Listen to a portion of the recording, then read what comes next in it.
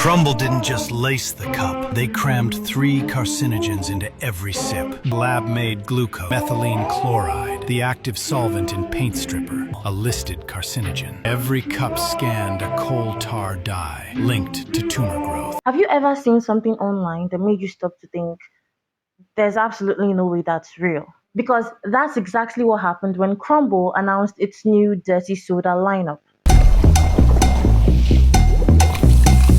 One particular drink, called Crazy Cousins, was reported to contain around 186 grams of sugar in the large size. 186. Crumbl Cookie is now selling you a drink that is 186 grams. Crumbl is calling this the viral dirty soda, but the only thing that's dirty here is convincing kids and teenagers that any of this is cool or hype. The internet immediately did what the internet does best. Calculators came out, comparisons started flying, and before long, people were saying things like, that's basically 5 cans of Coke. That's almost 20 donuts worth of sugar. 186,000 milligrams of sugar in Crumbl's brand new drink. That's the equivalent of 19 Krispy Kreme donuts. Outraged customers are now calling for an immediate ban. But here's the thing. The sugar isn't actually the most interesting part of this story. The most interesting part is that all this outrage may have been the best advertising Crumbl could have asked for. If you've somehow escaped the Crumbl craze, here's the short version. Crumbl built an empire by selling oversized gourmet cookies that rotate flavors every week. People don't just buy the cookies, they film them, they rank them, they review them, they post dramatic first bites like they're judges on a cooking competition. The experience became just as important as the dessert itself. So when Crumbl announced that they were expanding into drinks, people expected something like coffee, maybe lemonade, maybe iced tea. Instead, they launched dirty sodas. Now, if you're wondering, what on earth are dirty sodas? You're not alone. A dirty soda is basically a soft drink that's customized with flavored syrups, cream, fruits, puree, and sometimes even energy drinks. It actually started in Utah years ago before spreading across social media. Think of it like ordering a fancy coffee, except instead of espresso, you're starting with soda. Out of all the drinks, one immediately stole the spotlight: Crazy Cousins.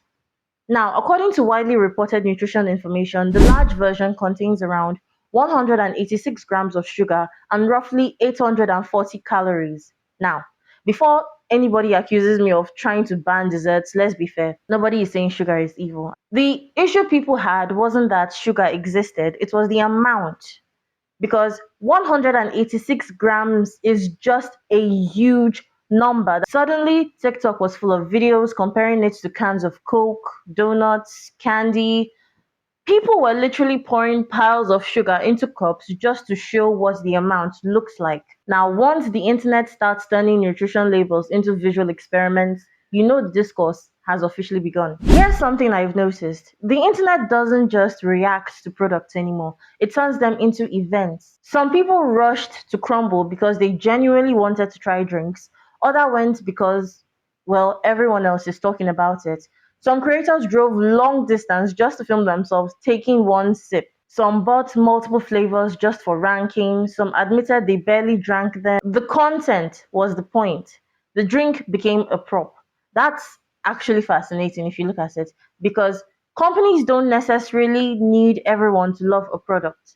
Sometimes they just need everyone talking about it. Now, another thing that fueled the conversation: customers noticed that nutrition information for the drinks became difficult to find on Crumbl website during the backlash. Crumbl has officially removed all ingredient data from their website, citing proprietary information.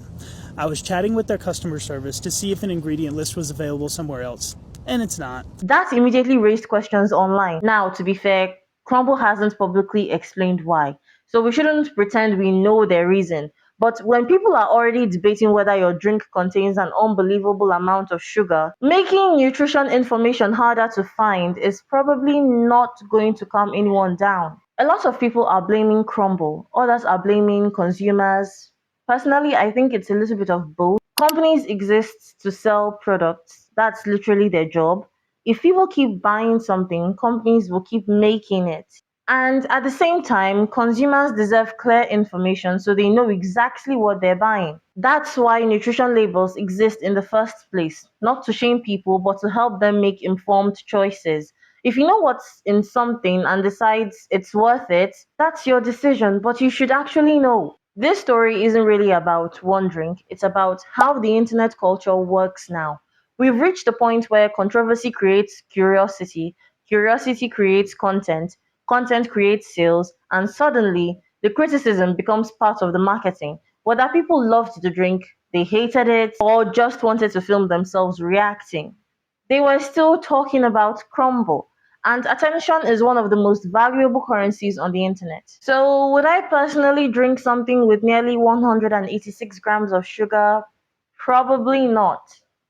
Because I really like sugar, but that's just way too much. Would millions of people watch someone else drink it? Absolutely. And honestly, that might have been the plan all along. Because in 2026, companies aren't just selling food anymore, they're selling moments, they're selling reactions, they're selling content. And if everyone online can't stop arguing about your product, you've already won half of the battle. But I want to hear from you though.